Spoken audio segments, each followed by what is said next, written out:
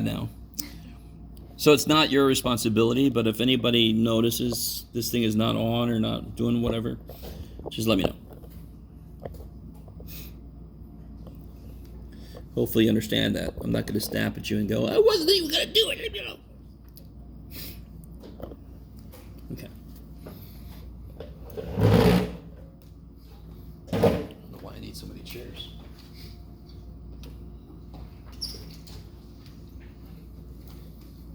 So it's limit h goes to 0 of what? A plus h minus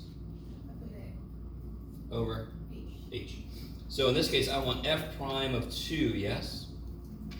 So that would be limit at h goes to 0. F of 2 plus h. Why am I doing 2 again? Oh well, I just am.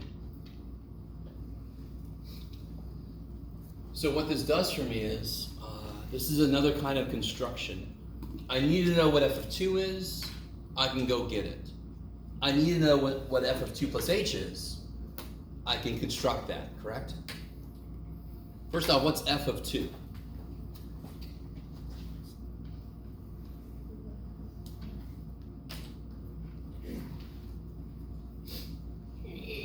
What is it? 1 over 2. And what's f of 2 plus h? 1 over 2 plus h. That's insane. Okay. Sorry. So I'm constructing what I need in the big ass thing, and now I can just throw them in the right place, correct? Do you guys see what I'm doing? So f prime of 2 is the limit as h goes to 0. 1 over 2 plus h minus 1 over 2 all over h. Now, how do you guys feel about that problem? Does this look anything like anything we've done before? First day. It's like a method to my madness. So we had something like this where it was fractions inside of fractions, right? In fractception. How do we handle that shit? You want to combine the top fraction? Yes, combine the top fractions. Now, there's so many pitfalls. What would you say if somebody said, oh yeah, let me just add h to the top and bottom? That would make those the same. What do you guys think about what I just said? Some of you guys are like, yeah, that's what I was doing, man. Stop it. Am I allowed to add stuff to the bottom and top of a fraction and it stays the same? No. Of course not. What's the only thing I'm allowed to do? Multiply. Multiply or divide. So what does this guy have on the bottom? I'm going to say something really weird. This guy does not have a 2 anywhere. Does not have a 2. It has a 2 plus h. This guy has a 2. So what does this guy need? 2. A 2. And what does this guy need? 2 plus h. Do it.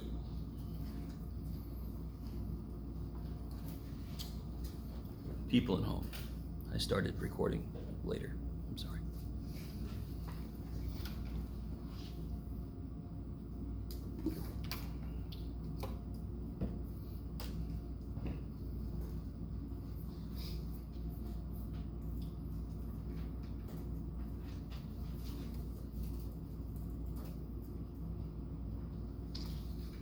Push it.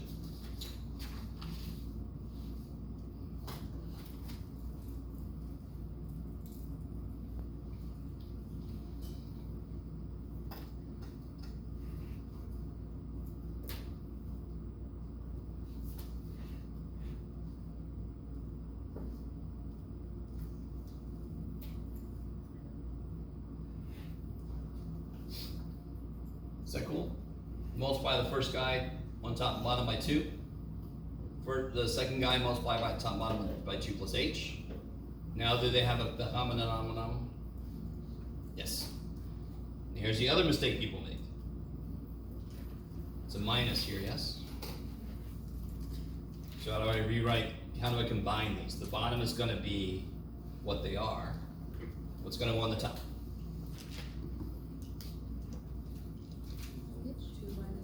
It's 2 minus parentheses 2 plus h, exactly. What am I subtracting? 2 plus h, the whole thing.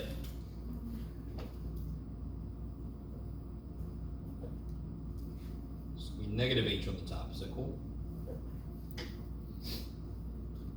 Oh, I left this guy out, I'm sorry. See him? you see him? This poor little guy? He's just here. He's still on the bottom, yes? The little H dude? Do you see him? So I combine the tops, but the H dude is still down there, yes?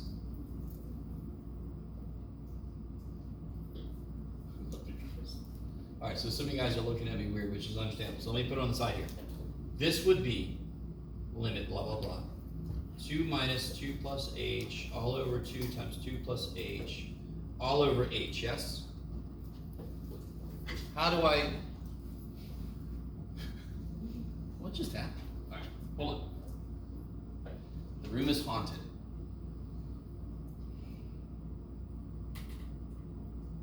Leave.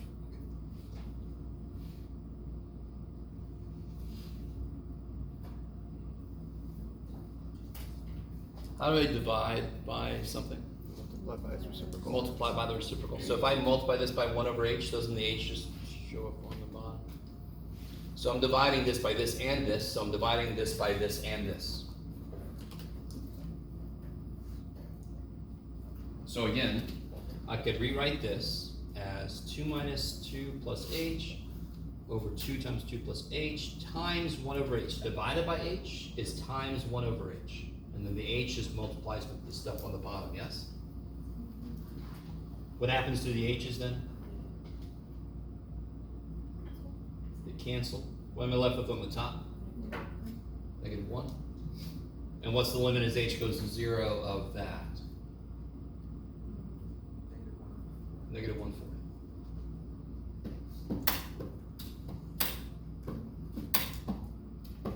So f prime of 2 is -1/4. Then it could ask you to find the equation of the tangent line, right? You do the y minus y1 business.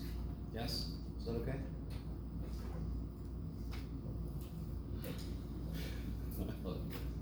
We are not going to have a poker tournament. You guys are like, give me nothing. Is that okay? No, screw you. Okay, let's take a break. You guys are evaluated, that's okay. Now come back at 10 till. Yeah. On how you got from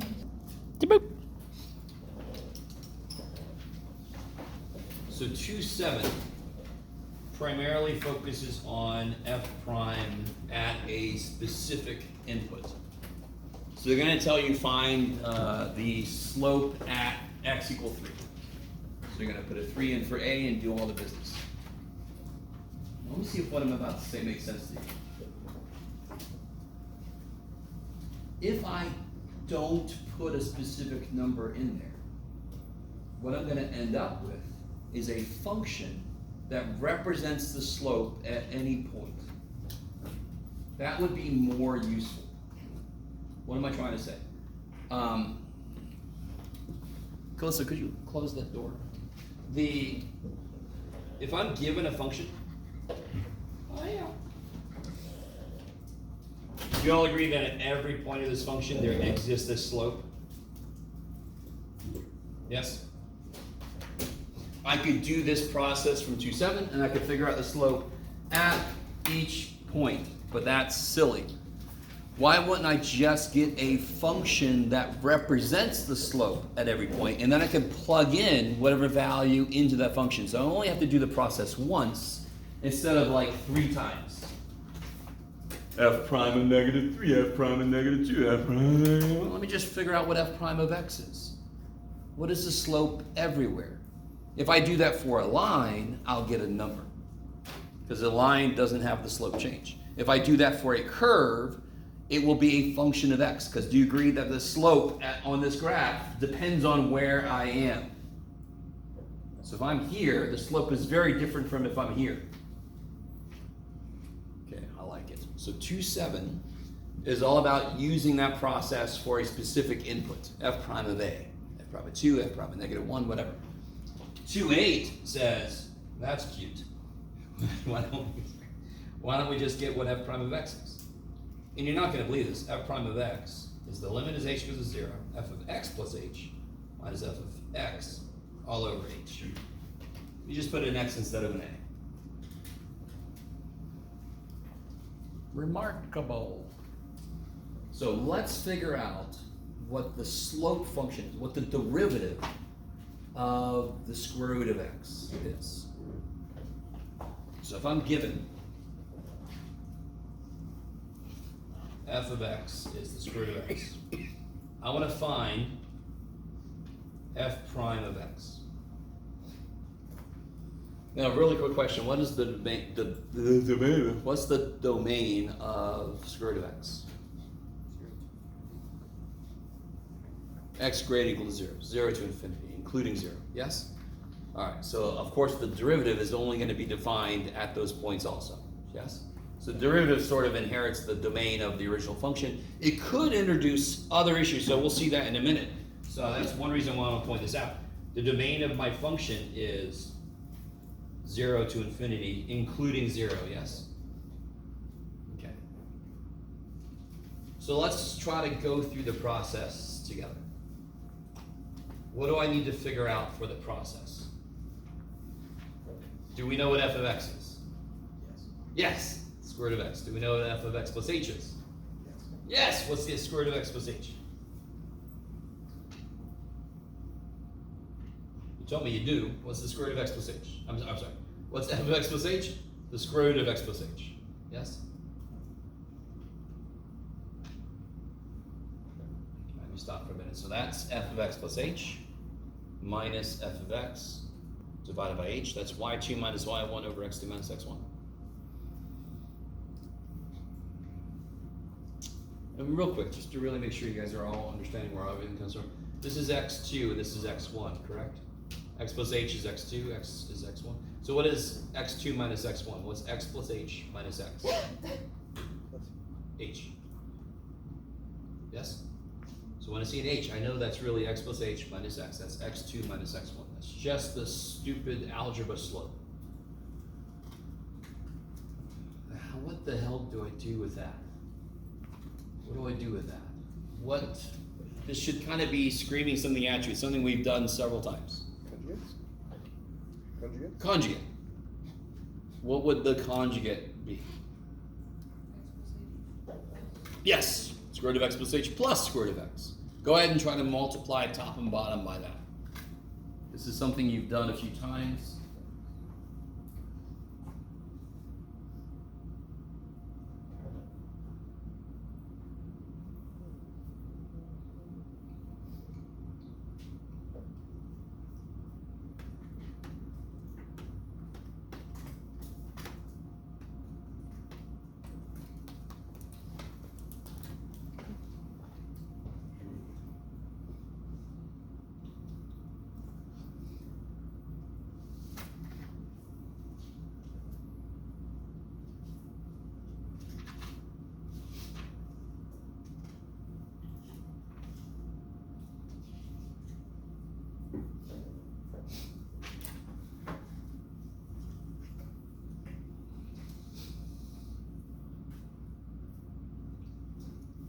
So if I multiply by square root of x plus h plus square root of x, I will get, on the top I get a whole x plus h minus a whole x. And on the bottom I get h times this business. And of course what happens? A couple things happen. Dominoes falling.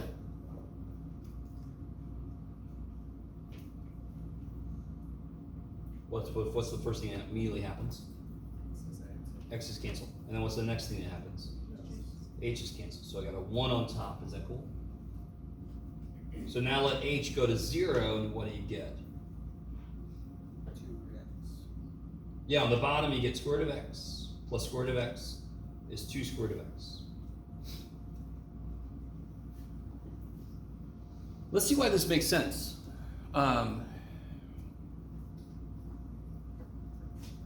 So this function we just got is its own function in its own right, correct?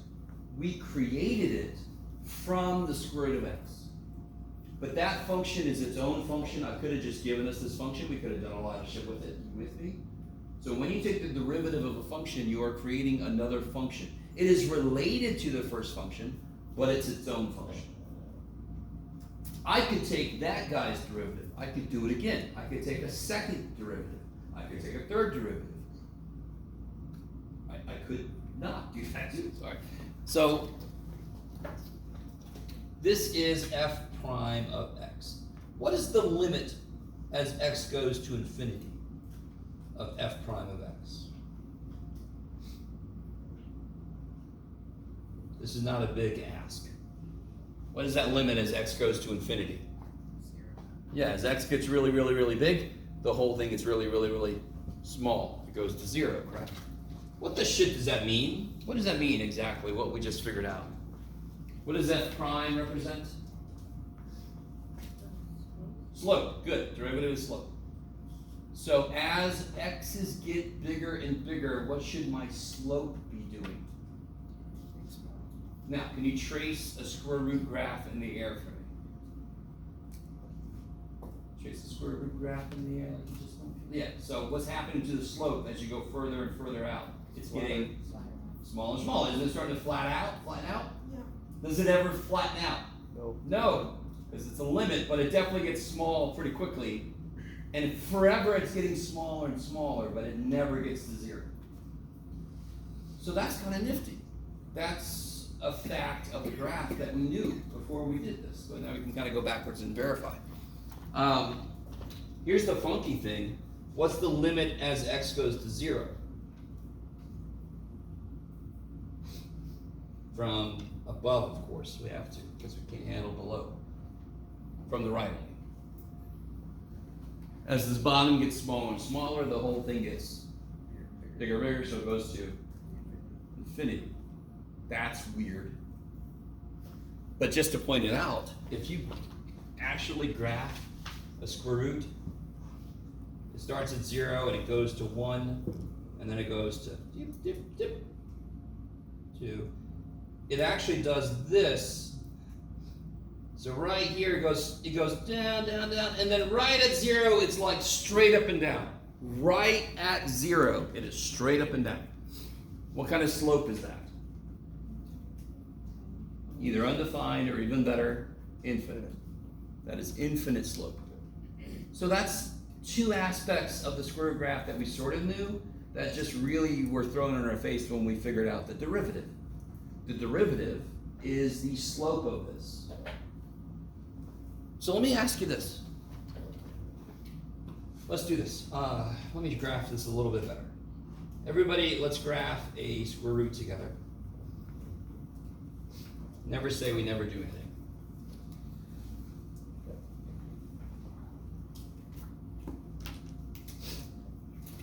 So 0, 0, 1, 1, 4, 2. So I graph it like this. This is how we normally graph it, but now we understand it kind of goes really steep, but we don't have to worry about that right now. I want you, this is the next level skill that we need in section 2.8. If I give you a graph, can you plot the slope of it on top of that? So what did we just say is happening at 0? What's the slope at 0? Infinite. So I am about to graph in green the derivative. So you just told me that at 0 it should be infinite, yes? And then what's it immediately doing after that? It's infinite right here, and then it's getting, what's true about the slope? It's getting smaller and smaller and smaller, and it's approaching 0, yes?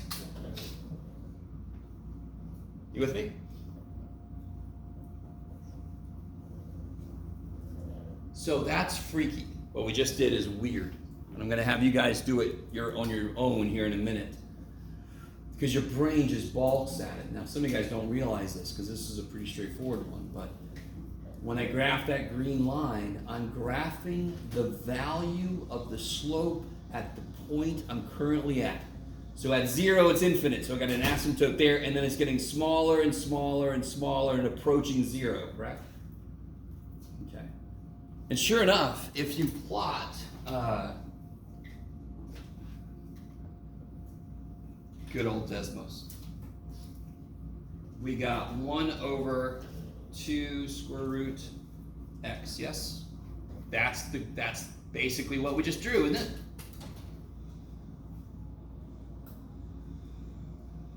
Yeah. Okay. So, several things just happened. We know now that if I'm given the square root of x, what is the derivative? 1 over 2 root x. So if I'm given the square root of x, what's the slope at 4?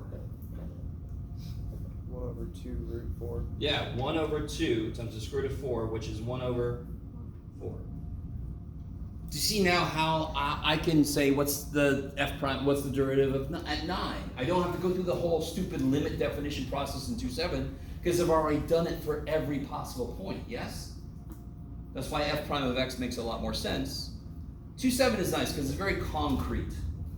So it's a nice way to kind of ease into this. But then 2.8's like, all right, let's leave that shit behind. Just get the slope everywhere. And then you can plug in whatever specific point you want. You guys kind of with me? Now I want to point something out. What was the domain of this one again? 0.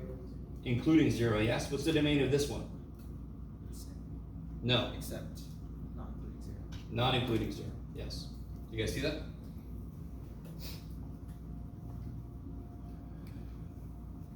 What do we say, John? Okay.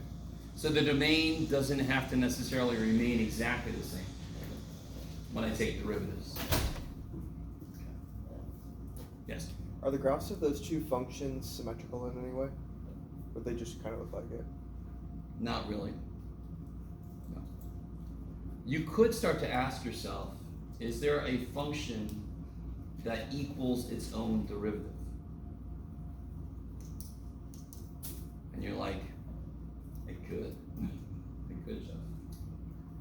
Do you guys, all right, you guys remember how to find the inverse of a function? You switch the x and y. Does anyone know a function that is its own inverse? The simplest one is y equals x. If you switch the x and y, you get y equals x. Yes, or x equals y officially. You guys with me? But y equals 1 over x is also its own inverse, yes? And how do, if somebody takes, you have a 2 and they take it and they flip it and make it 1/2, how do you make it become a 2 again? You flip it again. So isn't flipping its own inverse? Doesn't it undo itself? So what I'm asking right now is there a function that is its own derivative? There is, and we'll get to it. I'm just gonna let that hang there. Okay. So let's do this. Can everybody, let's be very specific about this, Jeff. Yes, I agree, Jeff. So, everybody copy this graph down for me. Oops, shit. Make it really big.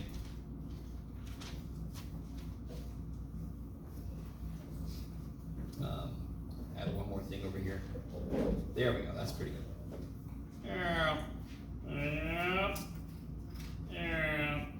Sure, Jeff. You kind of missed it, but that's all right. You'll be okay. So right here maybe is where it's 0. You guys kind of with me? Well, I can't give something away. It's okay. You'll be all right. If I wanted to graph this guy's derivative, so this is function.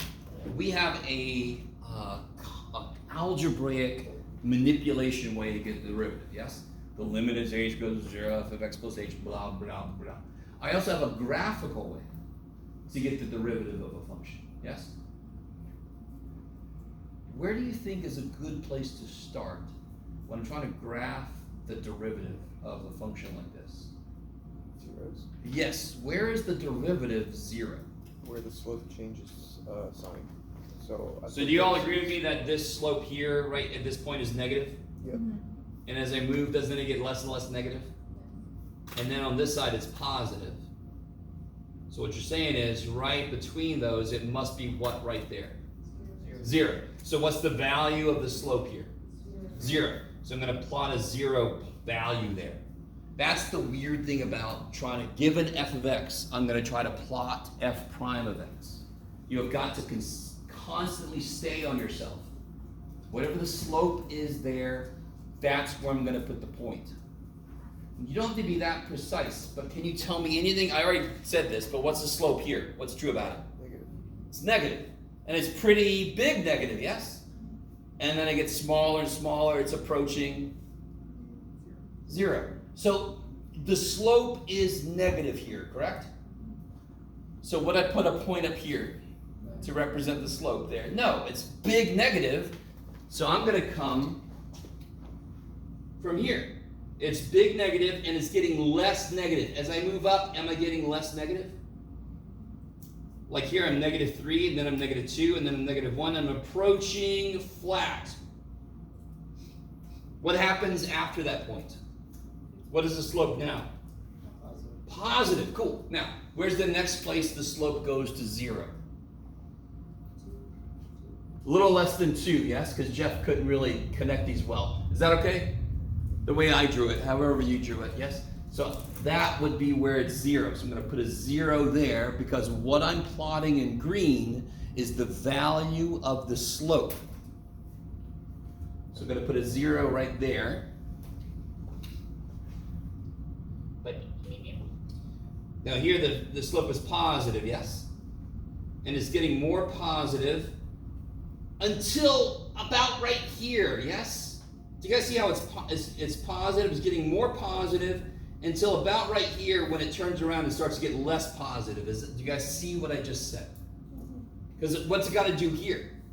Slope's got to be 0. So it's positive, it gets more positive until about right here, and then it gets less positive and goes through 0, yes?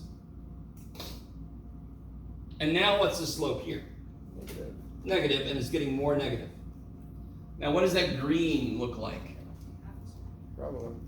Parabolic, yes. And how many turning points are in the original? 2. 2. So this looks like it probably could be a cubic.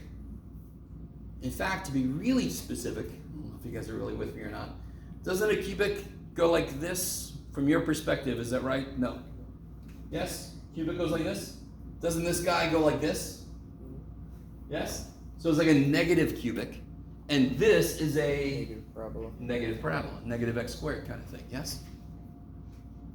What happened to the power? It was a third power. It went down 1. It went down 1. Interesting. Will it always do that? I don't know. Stop for a minute.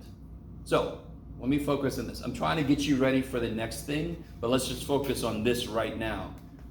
Do you start to understand how I created that green line, that green curve? How did I have to, I tried to remind, if it's a negative slope, it better be negative. As it approaches 0, I better be approaching 0, yes? What people start to do is they start to just copy the graph. So you gotta catch yourself, right? Your brain goes, I got this, and you're like, no you don't, brain. This is weird shit. Okay. Don't hit yourself, that's bad. Okay. I got a few of those for you to try. Yeah, I like it. And then what was the last thing? Okay, here's the last thing. Before I give you this handout to work on. Let's say, yeah, there's that problem in the book about yield versus how much fertilizer you use. Do you remember? Yeah. Some of you guys were like, oh, I can get infinite yield, man, no problem. No, some of you guys have like negative yield, which is neat. Like if you had an apple, yeah, it should go up and then come back down a bit, yes? Because you put some fertilizer on, it's gonna love it. You put more on, it's like, all right, and then you put even more on, it's like, right? And if you put so much on, you're smothering it, you're not gonna get any yield, correct? Now, you don't all of a sudden have to become a farmer in the middle of calculus class, right? It's not like a hockey game where a fight breaks out. It's a calculus class and a agricultural class breaks out in the middle of calculus. But, I mean, it just was a matter of just thinking to yourself, what would happen if I kept going? It's not going to keep going forever, because then people would just be shoving a bunch of fertilizer and getting like 1 million apples. No. Okay. So let's say, sorry, I was like, what did I do here? Let's say that the number of apples, which we'll say is A, is dependent on the amount of fertilizer you use. A of F. Is that cool? You guys got it with me? So this could be something like, make something up, Jeff. You could do it. Negative x minus 4 squared. So that would be kind of like this kind of thing, yes? Which is basically what you guys are doing. Now, real quick, the minute I did that, erase that shit. Don't even put that down. Okay. Just to give you an idea of what it could be. So I have a function, A of F. The amount of apples I get is dependent on how much fertilizer I put in the soil around my trees. You with me? Okay. Out there somewhere, there's an apple farmer just waiting for me to say something wrong. Come on, boy. That's all I'm going to say about it. What would this represent?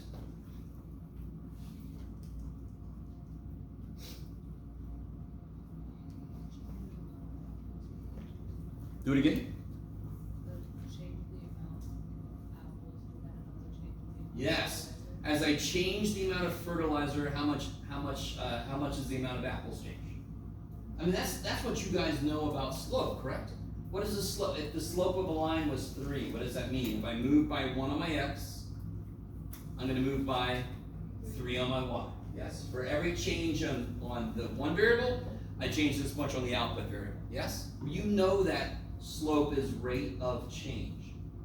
Given a change in x, it'll tell me how much y will change in response. Yes? So given a change in amount of fertilizer, this would tell me how the apples will change. How the amount of apples I get. You with me? You with me? Okay, I gotta remind myself, you guys don't give me much. A few of you guys said yes, so I'm okay. So what if this was 4? What the shit does that mean?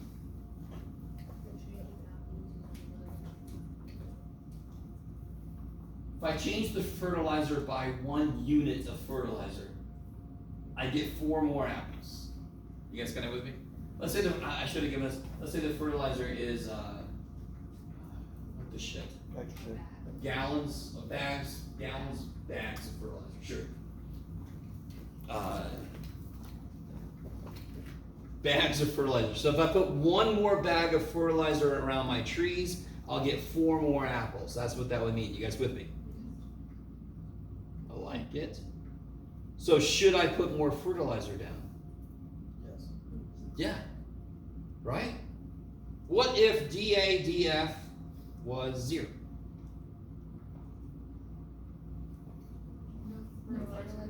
If I put more fertilizer, what will happen? No more apples. Nothing. Nothing happens, correct? In fact, I gotta be really careful because I don't mean if I put down any amount of fertilizer, because let me see if you guys are cool with this. If I have a graph going like this, if I move at all, doesn't my slope change? Okay, so right at that point, let's say that, I should be a little more specific here. Let's say this is happening at 10. So at 10 bags of fertilizer, if I put 1 more bag down, I expect to get 4 more apples. And this is happening at 20. So if I put any more bags of fertilizer down after 20, if I put 1 more bag, I expect no more apples. So would I? That doesn't make financial sense. Why would you spend money on 1 more bag when you're not going to get any more apples out? Are you guys kind of with me? So what if, you're not going to believe this. You're like, what is he going to ask next? What if DA/DF was -2? Start killing. Let's say this is at 23. What have I done? What should I do? Maybe in the future, or I should put less fertilizer down, yes? That means if I put 1 more bag of fertilizer, I estimate that I would lose about 2 apples per tree. You guys kind of, now, do you understand this is unbelievably simplified from the real world? Is fertilizer the only thing that affects the yield of an apple tree? Even if you don't know shit about agriculture, what else can affect it? How much rain you got, how much irrigation you could do, what kind of bugs are around there, how much sunlight does it get? Holy shit, how much you talk to the tree. Hey tree, you're doing good today, right? I'm sorry. Anyway, talk to your plants. They did like a test of it actually. Yes, there's science behind it, because of course, plants like our carbon dioxide, so if you actually talk to your plants, they'll do better. Not because they like your vibe. I'm sorry to kill you that for you. Maybe they do, I don't know. There's been no test for that, maybe they do, but I like this guy. I'm gonna grow. Alright. Give him more apples. So I don't have the vibe variable in here, but this is good for right now. Okay. I think that's maybe enough to get you started on this. Yes, I think it is. Yes, it totally is. I'm gonna shut up now. I'm gonna let you guys work on this. I think you guys have done a decent job of working with other people if you want to. I'm not the biggest fan of forcing people into groups. At the same time, I think you get a lot out of it. So maybe start to work on this and then try to check in with people near you. See what they got.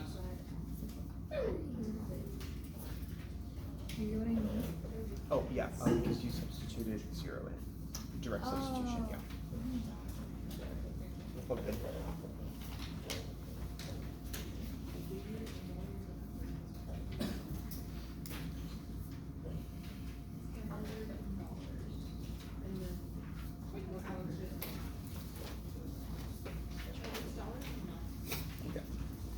So there's a section 2.7 on the front, or on this side, and 2.8 on the back. You can start wherever you want to. This is the stuff we just did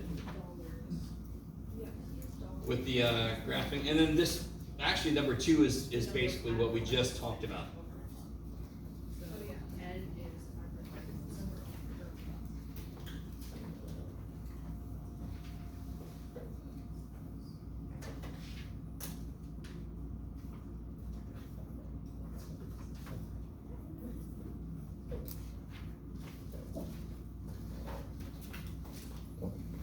Oh, yeah.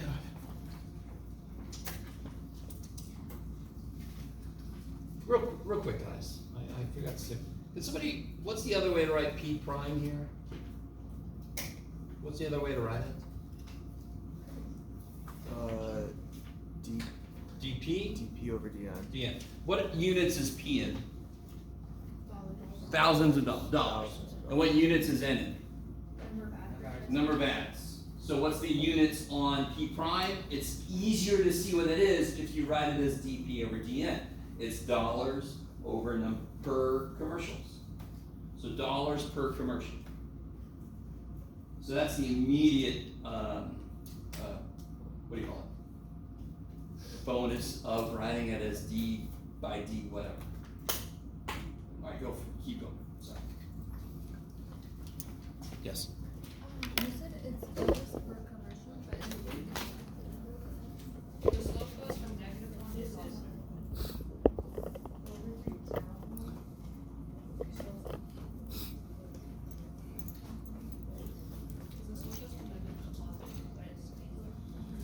All right, guys, I'm gonna start to catch up to you.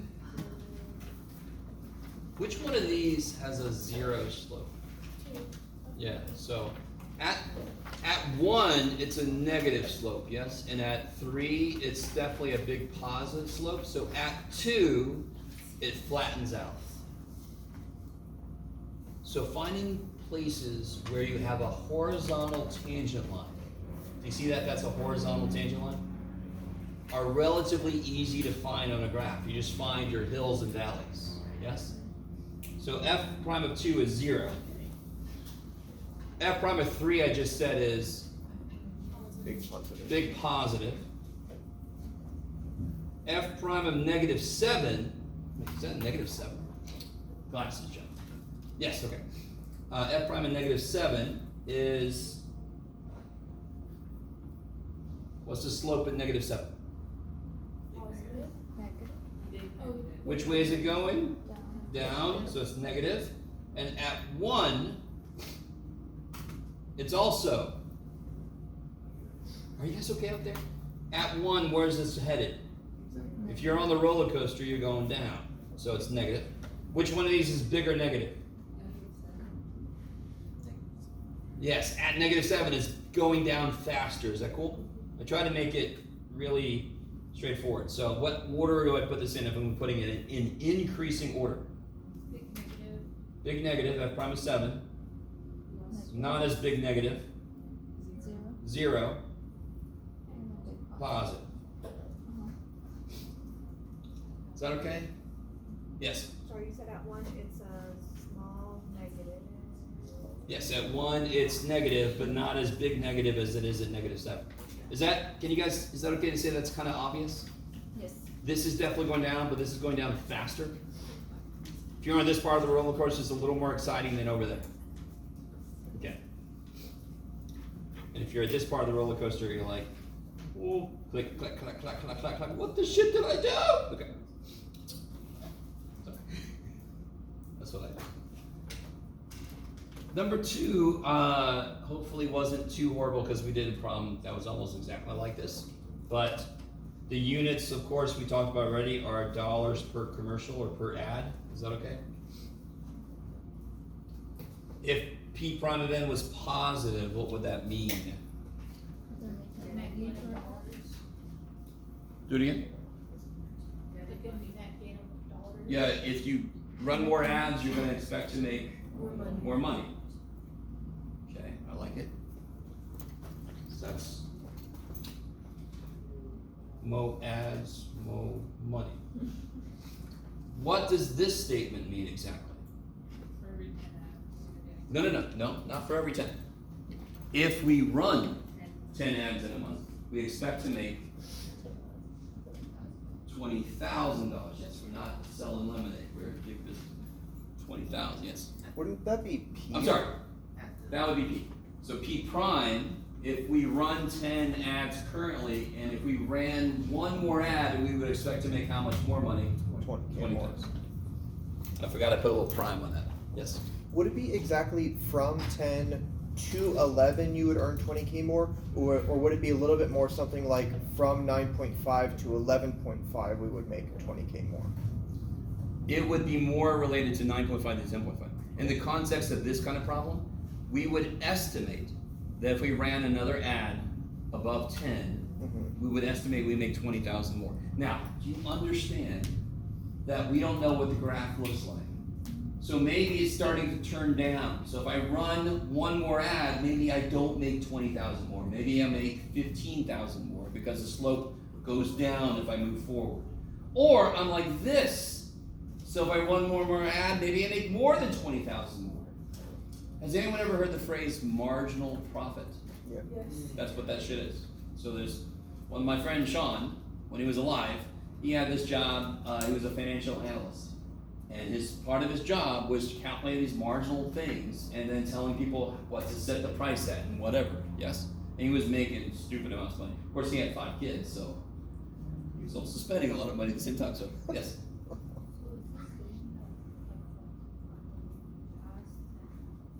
Do it again. If I'm currently running 10 ads, I'm going to write it down here then. If I'm currently running 10 ads, that says if I run another ad, I predict to make about $20,000 more. How accurate is that prediction depends on how quickly my function is actually changing.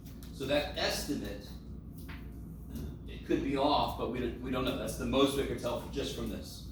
So if this was on the test, could we just put DP over DA with the straight line down and the 10 below equals 20? You would accept that, or do you want? No. I mean, this is a way to rewrite.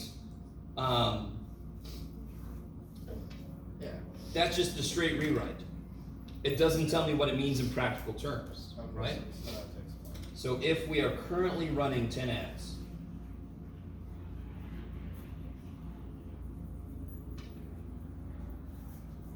running one more, we predict 20,000 more in profit. Blah, blah, blah, blah. Okay. Is this a precise science? Hell no, man. That's why he made so much money, because he had to keep recalculating all the freaking equations, because you got supply, demand, you got all this weird shit happening in the world. You gotta keep adjusting your equation that you are then doing calculus to make these predictions that immediately is wrong. So I'm like, I'm not gonna do that job, Sean. You have fun with that. Yes. How many hours a week was he working? Oh my God, this dude just worked all the damn time. Yeah. Life lesson, kids. Okay.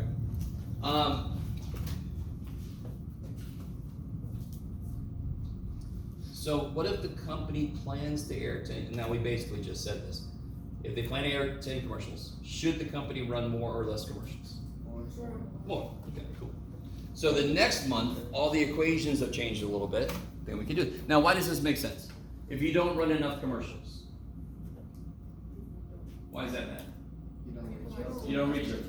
If you run too many commercials, People hate you. people are like, screw you, man. This dude watches the YouTube like, unskippable. What the shit is it? Oh God, is this stupid guy again? I'm never gonna buy your shit. Damn it, right? You guys, I don't know if you guys get this experience now. Okay. People are like, why don't you monetize your, I'm like, I'm monetize my stupid channel? No, people don't watch already. If you got to my channel, it was like a 15-second unskippable ad, and you're like, I think I'll be right. Okay. And I would make like $3 a month. Watch out, world. Okay. Sorry. More. Okay. Because of this, right? Is that okay? Okay. So this one had people tripping a little bit, but I've already done a lot of work. I don't know what I keep doing. I'm sorry. I keep leaning on this thing. Given that f prime of 3 is -1, do you understand there's a lot of work that went into that in the background? Not really, because they just made shit up. But if I had a function, I have to take its derivative, do the limit definition, blah, blah, blah, blah, blah, blah. Okay.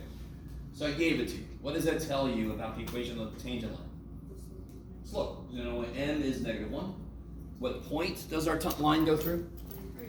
3, 5.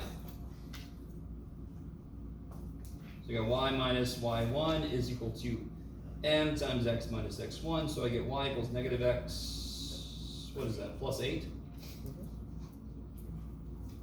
Is that okay? Yeah. So of course that was quick. That's just me making sure you're cool with just doing the algebra part of it. Okay. Yes. Oh, you're good. Okay. So let's look at these guys.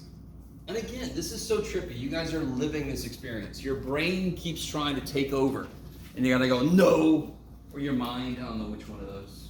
Whatever. Where is consciousness, Jeff? I don't know. So when you're trying to graph the derivative, you got to remind yourself, wherever I'm drawing my graph, it better represent the slope at that point. So what's true about the slope at the beginning of this? It's pretty big, positive. Do you all understand the function values are negative? Yes? But what I'm graphing doesn't give a shit about that. I'm graphing the slope. I don't care where a function is. If it's got a positive slope, it's positive. I don't care if it's up here, down there. So this is a big positive slope. I'm graphing the slope. So right here, big positive, I'm gonna put it up here. What's happening what should I do first? My first step really should be what? Before I even did that. So it looks to be 0 about right there. Is that cool? And it looks to be 0 about right there. Is that cool? You don't have to be perfect on those. I wasn't really centered, but you're fine. So as I move, what happens to my slope? It stays positive, but it's getting smaller.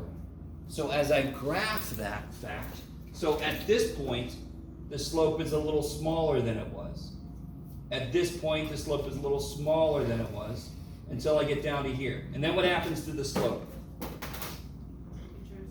Becomes negative and starts to grow. Now, real quick, can you guys identify somewhere here where the slope goes from getting more negative to getting less negative? Do you guys see how there's a transition point there? Here it's getting more negative, and here it's getting less negative. So somewhere in the middle here, roughly at 0. Does anyone know what that point is called? Why is that? It's the inflection point. Real quick, do you guys see, would you agree with me that one way to define this piece of it is cup down? Mm-hmm. And this would be cup up?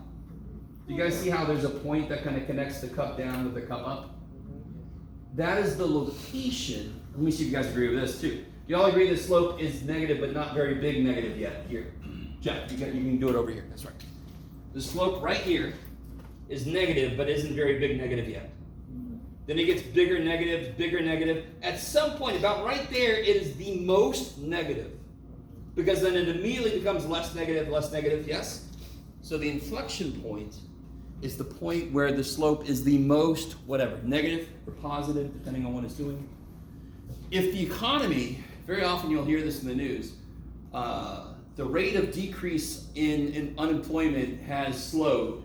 That is a reference to a second derivative. That is how quickly the slope itself is changing. So you hear this in the news. You hear second derivatives in the news all the time. They just don't say that shit, right? So if the inflation rate is going down, are prices going up? This is a beautiful question. The rate of inflation going down, are prices going up? Yes, They are. but still not as quickly. Inflation is how quickly prices rise. If it was 3% and then it's 2%, inflation has gone down, correct? But it's still going up by 2%. Are you with me? You don't want deflation, kids.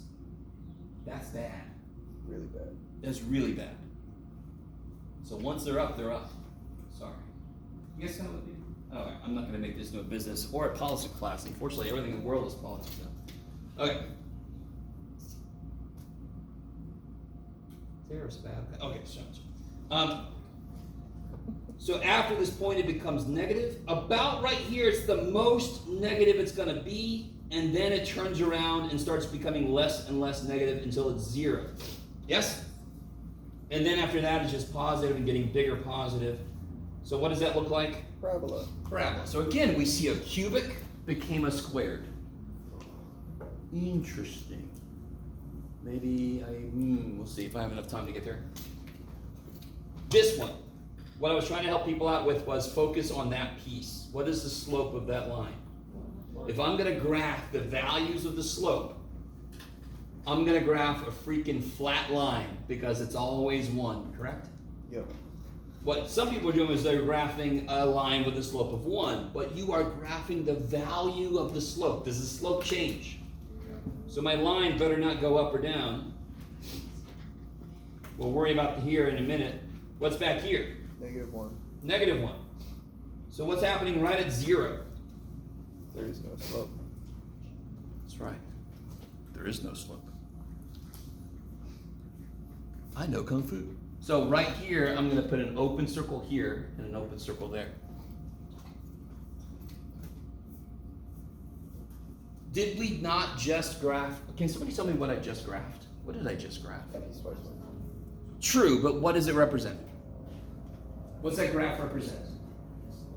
The slope, kick ass. Is the slope continuous at 0?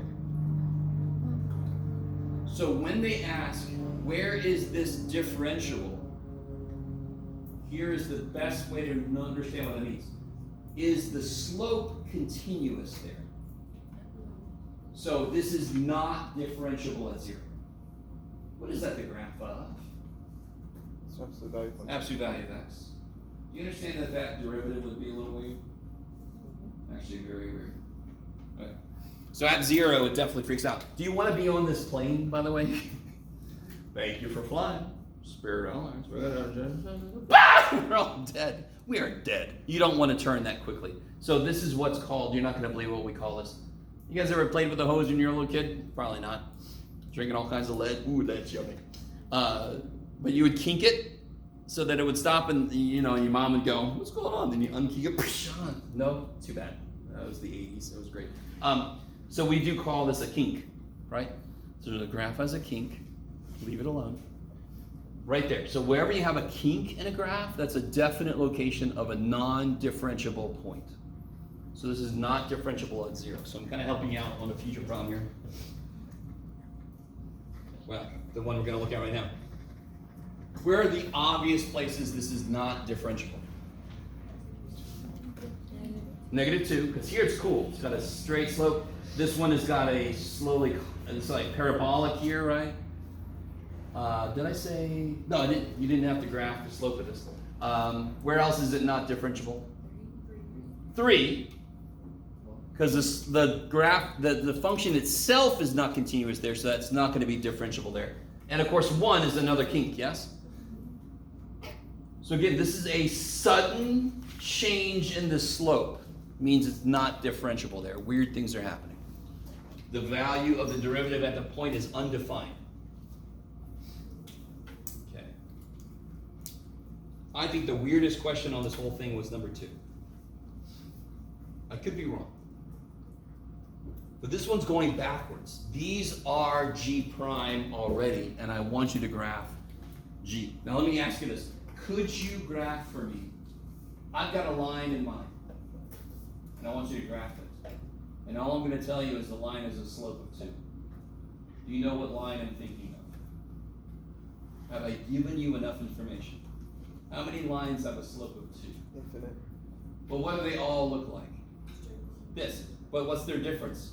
Some are there, some are there, some are way down there, some are way up there. You guys know they're all parallel to each other, but I don't know where it is. I know how it's moving, but I don't know where it is. Yes? You just understand what I'm saying? So if I give you G prime, you know how it's moving. You don't know where it is. That's why I say sketch a possible function. So what's got to be true about the function in between here? It's got to have a slope of what? 3. So I would hope it would make sense. You don't want to start here because then you have to go 3 and then you're off the graph, correct? So there's literally an infinite number of answers to this problem. What I would do, since I have a slope of 3, is I would start down here. So if I start down here, how do I have a slope of 3? I would go up. 3. 1, 2, 3, over. 1, up.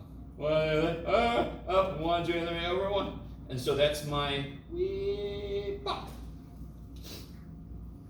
That's one possible G because its slope is 3. I'm a poet and didn't realize it. What's the slope between these two? 0. So what's the only possible, well, I mean, what's got to be true about my line I draw then? Flat. It's got a slope of 0, so it's got to be flat. So it's got to be parallel to this. So you can actually draw it on top of this, or just anywhere. I really want you guys, so if I draw this, is this good? Does it have a slope of 0? Totally. Could you put this somewhere else? Would we connect it to You could. You don't have to. You could connect it to the other one. You don't have to. There's no reason. If you wanted to, you could totally connect it. Yes? I'm confused on how you know that the first one had a slope of 3 and Well, real quick. This is G prime, correct? And what does G prime tell you? Slope. And what? So the fact that G prime is 3 tells you the slope is 3. Isn't G prime 3 right here? So therefore the slope of G is 3. This says the slope of G is 0 between those two. And if you wanted to, you could connect those. That's fine. What does this say? Slope is -2. So if you wanted me to, I could connect all of these parts. Slope is -2 now, yes? Down 2 over 1, down 2 over 1. Is that cool? And now what's the slope between 3 and 4? 1. So up 1 over 1. So that is one possible answer out of millions and billions and infinite possible answers. Yes? Is the derivative of the function y equals 0, y equals 0? Yes. What does y equals 0 look like? Flat line along the x-axis. Flat line. And what does every flat line have as a slope? 0. 0. So thankfully, slope in mathematics is exactly slope in real life.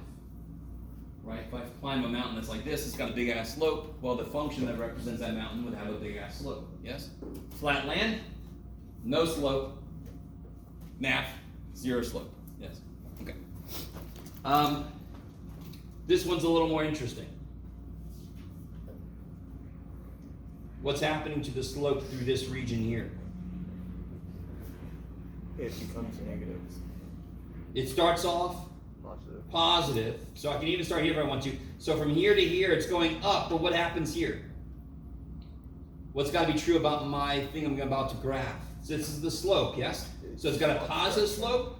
It's getting smaller, yes? And then right at 3, the slope better be 0. And what's that look like on a graph? A parabola, a negative parabola. It's got to flatten out right there, yes? Then what does my slope do? What's the slope here? Negative. Negative. Okay, let me see if you guys are really with me or not. The graph I gave you is the slope. Slope at 5, and negative 5 then is 1. So I'm going up 1 over 1. Slope at negative 4 is 1/2. Slope at negative 3 is 0. Do you guys see how that works? So what direction should my graph go from here? Down, because now the slope becomes negative, yes? Okay. Slope becomes negative. So I go down until here, and then what do I do from here? What's my slope now? Yeah, now it's negative 1, so down 1 over 1, down 1 over 1, down 1 over 1. Now what is my slope doing? Here it's still negative, but it's not. Let me see if you guys, where's it 0? Where's my slope 0? At 3. So what should be happening at 3? I should be bottoming out, rest. And now what does my slope become here? Positive. So now I should be going up.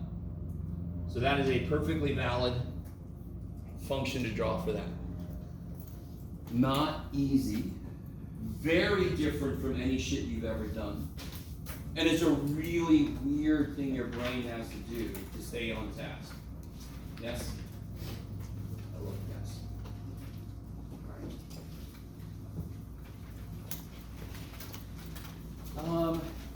Shoot.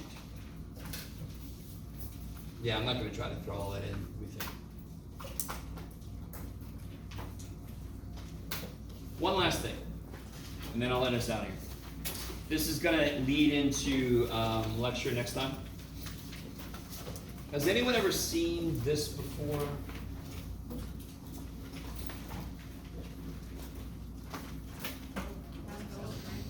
Ooh, thank you, Pascal's triangle. Has anyone never seen this before until right now? And you're like, look at Math Boy writing numbers. Good job, man. So 1 plus 1 is 2.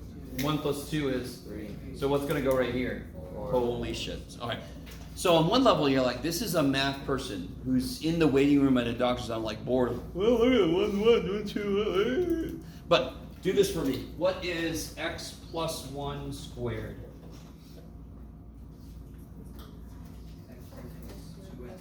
Yeah, we have to write it twice. So what do you get? X squared plus 2x plus 1. 1 times 1. 1. What are the coefficients? 1, 2, 1. Yes? So if I do x plus 1 cubed, that would be this. And we've already done x plus 1 times x plus 1, yes? You guys kind of with me? And just to jump to the chase, this would be x cubed plus 2x squared plus x squared. Is that cool? Let me just get there. 2x squared plus x squared is plus 3x squared. Plus 2x plus 1x is plus 3x, and then plus 1. And what are the coefficients? 1, 3, 3, 1. 1, 3, 3, 1. So that's the immediate usefulness. Oh, there I go again. I swear to God. Of Pascal's triangle. Somehow I'm going to use that to create our most basic and most beloved shortcut. Do you guys want to not have to do the limit definition derivative? Do you guys like the limit definition derivative? You want to do it all the time? No. Good answer. So you're going to have to do it. But we are going to develop shortcuts. And the very first shortcut we're going to develop is based on polynomials. More basically, stuff like x squared, x cubed. And we already see what x cubed's derivative should be. X cubed's derivative should be related to x squared. We've seen that a couple times already. So Monday we'll get back into this. Everybody got a practice test, yes? Okay. Tuesday I'll have the answer key. I'll have the quiz graded. Monday we have another quiz. Okay. I'll see y'all then.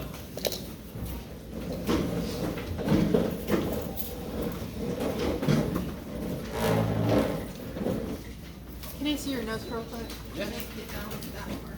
Thank you. Sure. I have a question about the practice test. Would you prefer to talk about it here or in your office? What's up? What you I got? was wondering how to get started on one of them. Yeah, go for it. Which one? Number 7, epsilon delta definition of a limit. Oh, okay. Yeah. I mean, for that one, again, I would just go back to the